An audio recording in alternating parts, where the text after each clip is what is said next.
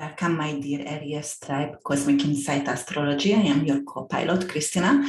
This is your May 2020 video horoscope. So let's talk about, first of all, Jupiter and Venus. It's going to be a glorious month for you because of Jupiter and Venus and Mars going to go to your sign. So you're not going to feel so sluggish anymore because this Piscean water energy is going to, there is a lot of planet and asteroid in Pisces as well, and it's going to move forward and move toward in your sign, and it's going to give you excitement, positivity, and so much opportunity. Actually, it's going to be a clean break, and it's going to be as optimistic, positive avenue for you. And also, it's going to be something from the past going to break off, and you can start something new. For example, when Jupiter moves to Aries, Jupiter changing sign every 12 years, and it haven't been in your sign for the last 12 years. And right now, Venus also going to go May 2nd and ingresses your sign, first house over here, Aries. So you're going to have a lot of emphasis on yourself, your ego. You will feel beautiful. You will get a lot of compliments. For example, oh my God, you got a beautiful eyes. Actually, 0 degree. Aries is a cardinal degree, but it is a word access point, and it is a karmic degree over here. So whenever a planet is going over there, it's emphasize something for you. And especially because of 2 days before, May 1st, Venus in Pisces and Pluto in Capricorn sextiles. And it was exact then. So what's happened over there, Capricorn, Pluto in your 10th house, it is something about your career, right? When it's sextiling with Venus in the 12th house is your bedroom, Venus is love, sexuality also, but mostly like feeling loved and giving love. Pluto is definitely sexuality, but 10th house is career, so I wouldn't put those together. However, I would put together these planets like you will feel really powerful and you will feel really seductive, even at your work because of this sextile over here. Or you will feel like your career could change because of I need some retreat here, and my career going to actually allow to get some kind of retreat for myself, some kind of self-love for myself. Pluto also could be addiction. 12th house also could be addiction over here. Venus is love and support in 12th house, right people around me. For example, I'm going to get nurses, I'm going to get the right people, especially with those energies still here. I'm going to have the right support to get rid of some kind of addiction. Venus could be also like some kind of sugar addiction, sweet wines, whatever it is. And then it's sextiling with Pluto retrograde, because Pluto went retrograde 3 days before. Then it is like, all right, that is like I'm going to have the right support to get rid of this kind of addiction. So here, May 2nd, Venus ingresses your first house, Aries, and then you will feel really magnetic and you will feel really sexy. You will feel really, really beautiful, especially it's still going to trine with Pluto. So there is a lot of sexual energy around you. And then what I wanted to talk about, May 4th, actually, and May 5th, some countries, Uranus and Sun going to conjunct exactly. And it's going to conjunct in your 2nd house of valuables, taste, it rules everything around here. So your teeth, your jaw, your thyroid, your neck. On physical level, but Uranus is the rebel, the unexpected. Uranus also aliens as well, the internet. It is the unconventional, and it is also the something Uranus always invents something new, and the rebellion. So we and you can actually experience something in your income, like, all right, it's going to be a positive change in my income, and it's going to be unexpected, because maybe Pluto, when Pluto sextile with Venus over here, I'm going to get a promotion, and that's coming with an unexpected raise in my income here. The second house also your garden, and actually, and also your face, right? So Uranus over there could be some kind of neurological issues, but the second house is your garden, and Uranus could be lightening. So on May 4th, we can experience some kind of weather condition, what we not necessarily like, or it could be really extreme weather condition. If you are in the garden, seek for shelter if it's a thunderstorm over there, because it could be like a lightning strike, and it could be not very beneficial, and it could affect you on the wrong way. All right. So then moving forward, Mercury, it's in Gemini right now, and it's gonna go up to 4 degrees of Gemini in your third house. Then it's gonna start to go back to retrograde. But you know, the shadow period also started 3 weeks before Mercury goes to retrograde. You don't have to be scared of Mercury retrograde. It is nothing to be scared about. It's almost like you just leaning back on your sofa and waiting whatever comes in, and you're going to grab onto opportunities that you're going to come in. It could, because Mercury actually affects sales, or actually affects, like, you know, communication devices, or it could be vehicles and small short-term traveling. So you might want to be aware not to schedule something or not to initiate something. But if you have to go, go ahead. Just make sure you are ready with your passport and you are ready with everything, so it won't get canceled, right? However, it's gonna go back to Taurus over here on May. When is it going back? Let me see, 23rd, May 23rd. I did my note over here, back in Taurus, and then it's going to go direct June 3rd. May 10th, when it's going to start to retrograde, going back to your second house, you're going to actually have to rethink your financial situation, right? Or if you bought actually, or if you had an opportunity to buy a garden, or a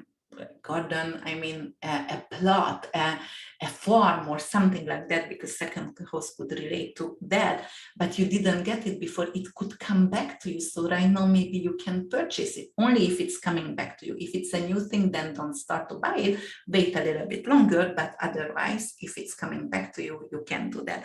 But definitely you will go back and reassess the way you are relate to your financial situation, rethink how you can make money, for example, right?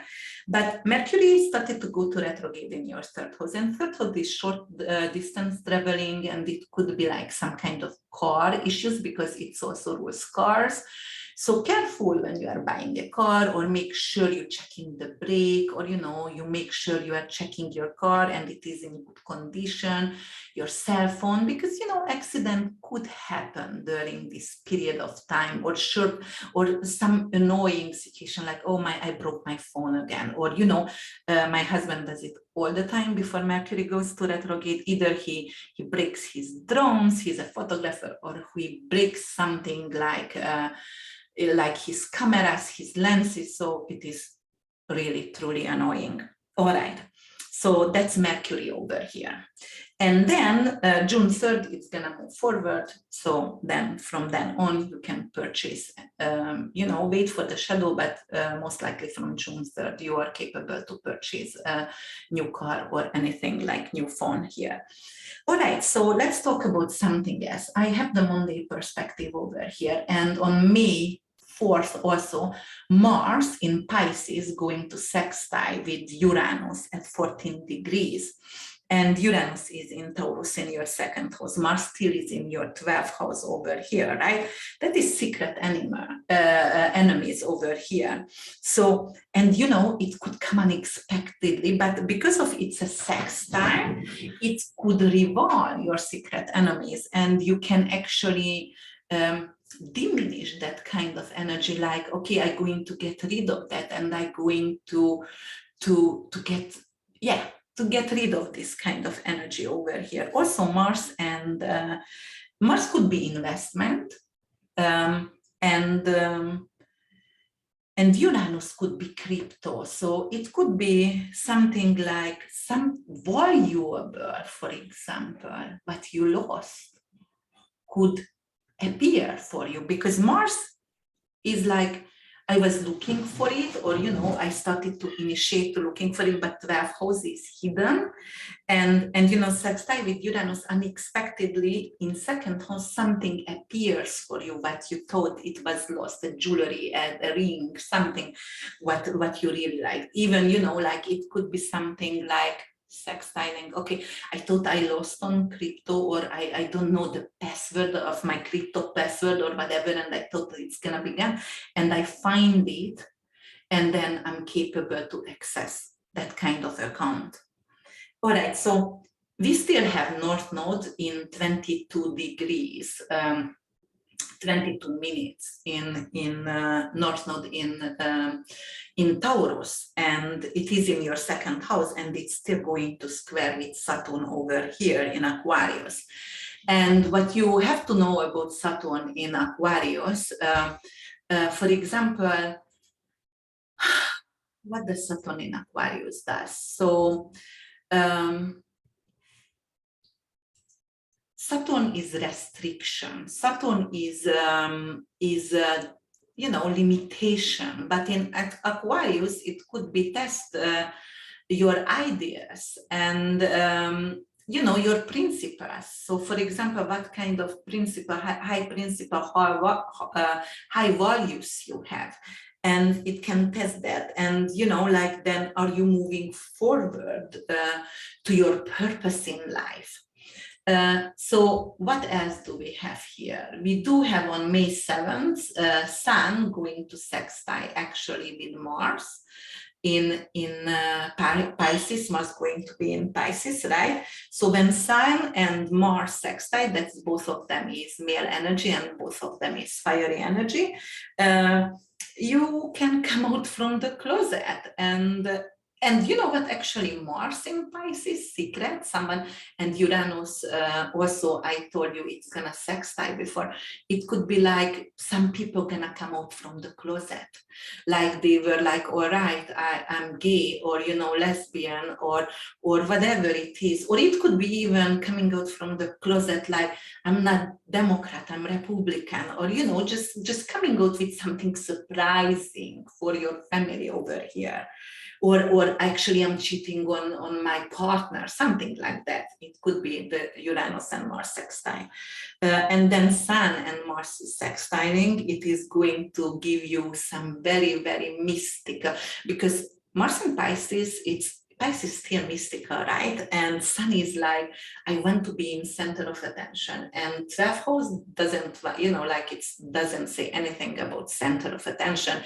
It's most likely hidden and behind the scene. But Mars over here, sextiling with Sun, it's like, you know, I'm a humble person, but, you know, right now I want to be recognized, and I want to stay in the front, and I want to be seen again. So it could represent something like that. But also, as it is, Sun could represent gold, and Mars is a metal. So it is like, all right, some kind of investment. If you invested before in gold, it could pay off, and it could be very, very beneficial on those days. What else do we have over here in mundane perspective? So yes, then Mars in Pisces going to conjunct with Neptune at 25 degrees in Pisces in the 12th house. So Neptune is you know, drugs or alcohol. Mars is like, I'm angry, and, you know, oh, I have so much things to do, and I'm so angry, I'm so upset. So be careful to numb yourself with alcohol on those days, because, you know, it could, or be careful to take prescription drugs or anything new, because it could turn out to be an allergic reaction. But it could be also like, I'm angry because of, I realized I have enemies, and I found out have someone close to my heart and I let my guard down for someone where I should have never let my guard down. All right. And then on May 10th, let me see, Jupiter going to ingress 0 degrees Aries. That's going to be amazing for you, because Jupiter in Aries, actually, it is faith in yourself and faith in your future, and it's emphasizing everything, emphasizing a new cycle, a new beginning for you. So you feel like anything is possible, and it can lead to new adventures and new ventures for you. So definitely it's a clean break from the past here. But don't get overconfidence, please, because it's very optimistic and it could relate to overconfidence. And don't burn all the bridges behind yourself. But definitely very, very positive, because actually Jupiter rules 2 signs. It rules Pisces, which is very, very spiritual, but it also rules Sagittarius, and it loves the fiery energy more, because Jupiter itself, it's a male energy, very powerful male energy. So Sagittarius, it loves it more. It has more freedom, more traveling. In Pisces, it could be more spiritual, more intuitive, but you know, it could be a little bit lost, even if it's the Lord and the ancient Lord of Pisces, but totally 2 different energies symbolizing. So Jupiter in your sign, it's magnificent, it's beautiful.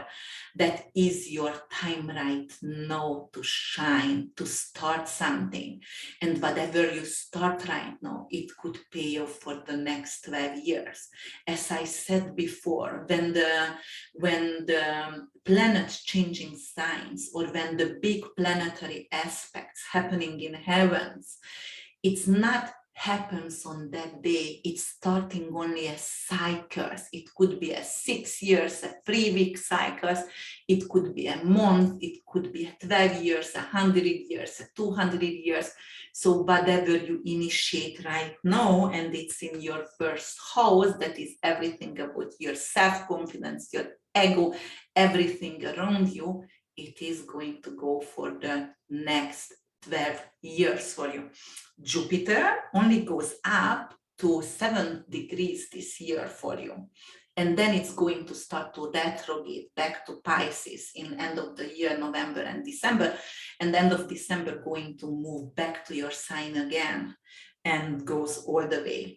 So whoever has any planets until 7th degree, Jupiter going to cross over a few times, even if you have progress, Sun, Moon, or Jupiter in Aries, or Venus, or anything.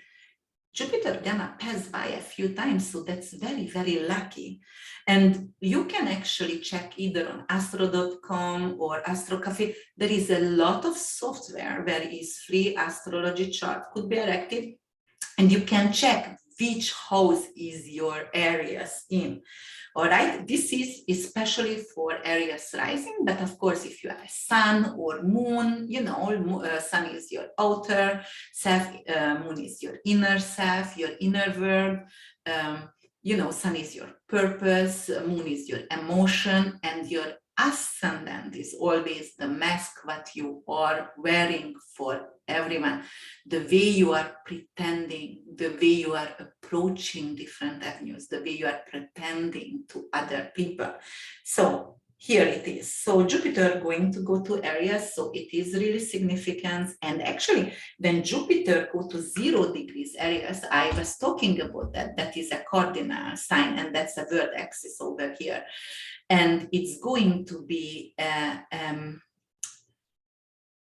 initiate something here, which is like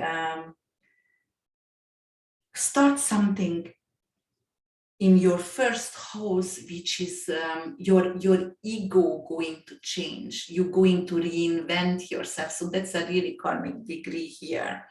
And also, I wanted to say something about Saturn in your 11th house. Saturn in your 11th house, it's still squaring North Node here in your 2nd house. And as I said, that is your valuables, that is your garden, that is your teeth, that is your taste, your neck, your thyroid, it is your money, your jewelry.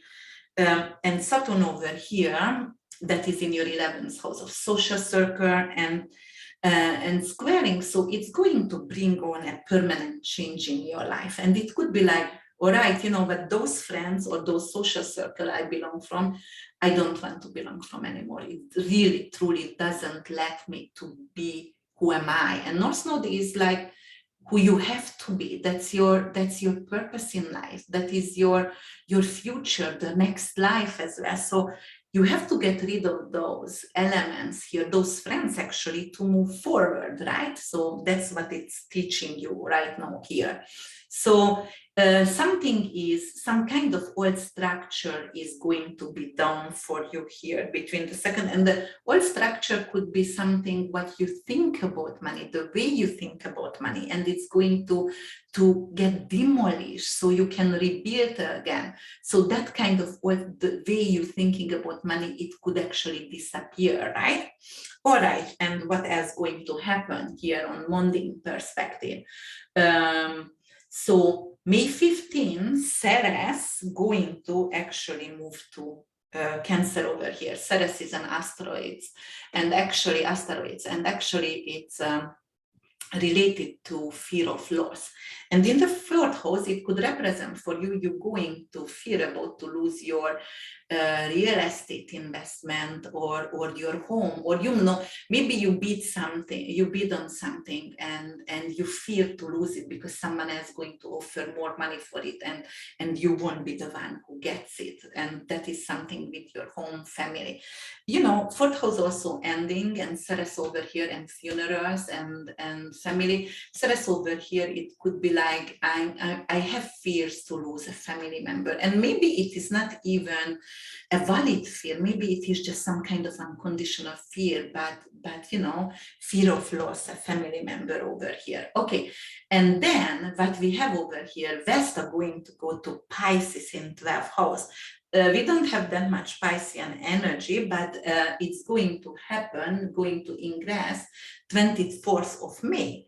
But 24th of May also Mars going to move to your sign. And Mars loves to be in Aries because it rules you. It rules Scorpio and it rules you. And in the first house, it's really an initiator. And with Jupiter on, it's on steroids, and it is like, oh la la, let's go and do something. And you're gonna have a lot of energy. You will feel powerful. You will feel sexy. You will feel like I can do anything on my own. But Vesta, when it's coming over here, Vesta is also an investment planet, and 12th house rules hospitals, orphanages, oil, actually, because Neptune rules oil. So it could be like a good investment in oil, or it could be a good investment in marine technology, something with marine biology, or how to clean up the ocean. So it could be a good investment over here, right? All right. What else can we talk about? I think we need to talk about the total lunar eclipse, May 16th in Scorpio, 25 degrees, 18 minutes. All right. So then it's a total lunar eclipse. Then we have a full moon. So you have that in your second house and in your 8th house. So then the sun and the moon in opposite sign, in 2 axes. So the eclipse right now for over another year, it's going to happen in Scorpio and Taurus axis. So it's definitely going to rule. Taurus rules all valuable or financial, what we earn for ourselves, or wallet, or taste, as I said before. But 8th house is inheritance, other people's money, banks, investments, institutions, financial institutions. So the eclipse is going to be on this axis. And actually for Aries, for you Aries, it's actually going to happen in the 2nd and the 8th house. So some going to shine in your 2nd house, so perhaps you're going to get an unexpected raise over here. But the moon, the full moon, going to be in your 8th house, and it's an eclipse. It's eclipsing something out. So it could be eclipsing out you're going to get rid of some kind of bank investment, or you're going to take out the money from the bank because you don't feel it's safe over there. You'd rather to invest in something like buy a house from it, or a land, or because land, it could be sun over here. So it could be, let me invest that somewhere else because in the bank, I don't feel it's safe. So I don't want it to get disappeared, right? Pluto in 8th house, it's also like you don't see what's going on because it's under the earth, you know, it's the underworld. So it's the thieves. And quite frankly, this lunar eclipse right now, it's going to be very significant because of this lunar eclipse. It's talking about, it's actually, where is it? It's going to square. No, it's actually going to conjunct with South Node and opposite with North Node, right? So South Node is here in your 8th house, and it's going to oppose North Node here. But it means like whatever you have to get rid of, it's even going to be super magnified over here. So what's gonna happen? So it could be like we're going to expect sewage. It was rule sewage and South Node getting rid of something. So it could be like, oh my God, I experienced something in my neighborhood, like the sewage coming out because we experienced some kind of flood in my neighborhood or in my house, and the pipe is gonna break and I'm gonna smell the sewage everywhere. And it could also be some kind of toxicity, and 8th house could be like, and Scorpio itself, it's toxins, and it's the feces, it's like detoxification, and it could be like either I'm going to start a detoxification over here, or I'm going to start some kind of enema I have never done before, or colon cleansing, or situations like that on personal level.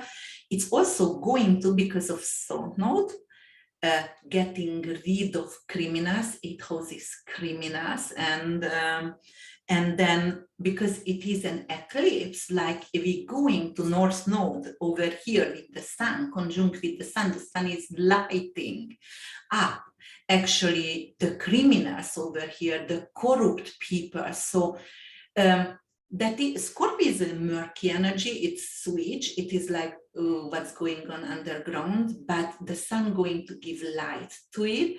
And it means like, okay, a lot of criminals going to be a lot of powerful, corrupt people, because 8th house ruled by Pluto, and Pluto is power, so powerful criminals going to be out in limelight, and we're going to learn about that. It's going to be very disturbing, but that's the only way we can move forward.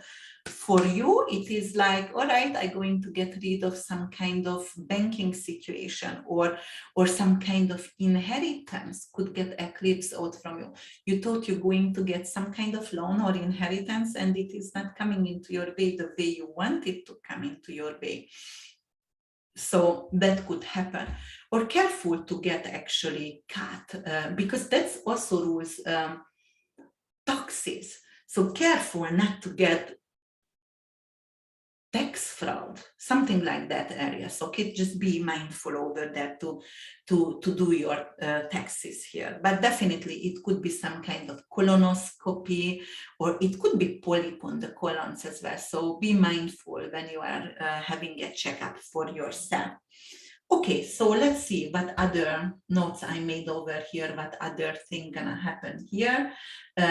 Yes, so Mars, we moved that in Aries, but Venus going to change sign again, and it's gonna go to Taurus and Venus, and it's gonna happen May 28th, and Venus loves to be in Taurus in your second because it's gonna bring money, and actually it's going to change your taste. You're going to love sweets again, and maybe eat a lot of apple or a lot of fruits, or crave for sweets or sweet wines over here. So be mindful with that.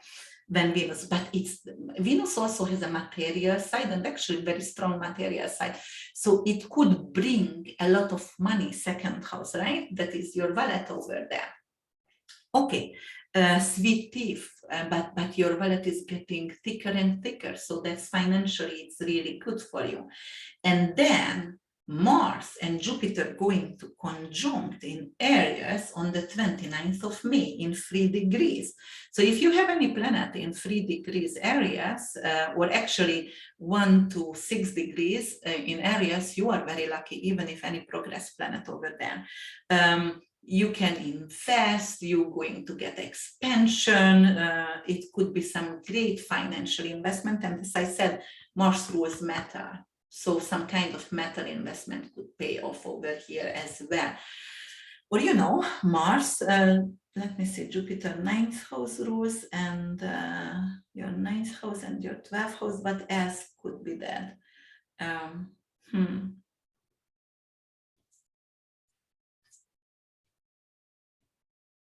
Investment in studying, because originally Jupiter was here and here, or investment in some kind of vacation home. So that could be part of that as well.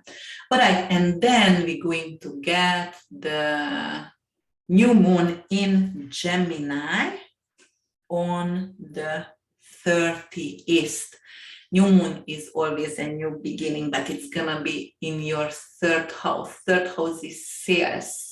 Third house is reinvent and start, for example, or start to work on your website, or restart to work on it, because don't forget Mercury is still in retrograde until the June 3rd. So the new moon over here, okay, I'm ready right now. Soon I will be ready to publish a book. Whenever Mercury going to move forward, I'm gonna be ready to publish a book in 3 days, or I'm going to be ready to publish my new website, or I'm going to be ready to publish sell something, or start a language course, for example. So you're going to be capable to do that. All right, my dear Aries. So that was your May 2022 horoscope.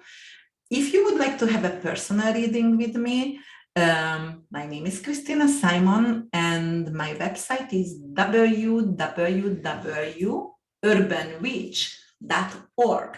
So please don't hesitate to select a reading with me and get familiar on my YouTube or on my website. I'm here to guide you, and I am really, really grateful for your trust in me. Until we meet again, thank you.